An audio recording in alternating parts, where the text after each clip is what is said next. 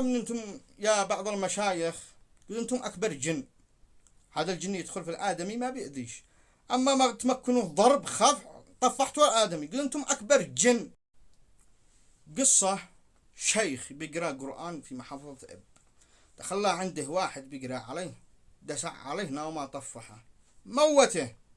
هؤلاء مشايخ قال لك يخرجوا الجن يلتف له وجهه يضربه يمقه. احنا نعرف شيخ اقرأ على القرآن، ليش عاد الدفال والضرب؟ هؤلاء ما همش مشايخ، طفح الآدمي. يعني أصبح المشايخ هذا الأيام بيعالجوا بالقرآن لجل الدراهم، بيطفحوا لهم خلق الله يموتوهم. كذا الجني داخل اخرج الواحد لا يصيرش عندي شيء، خلي الجني داخل الآدمي يجلس لها هو.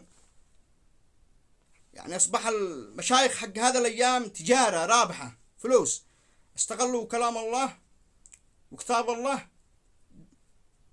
لجل الدراهم. أنا بخاي تدخل اقرأ على قل أبصر الآدمي بيتحاكى هكذا ولا قال هذا في الساح هذا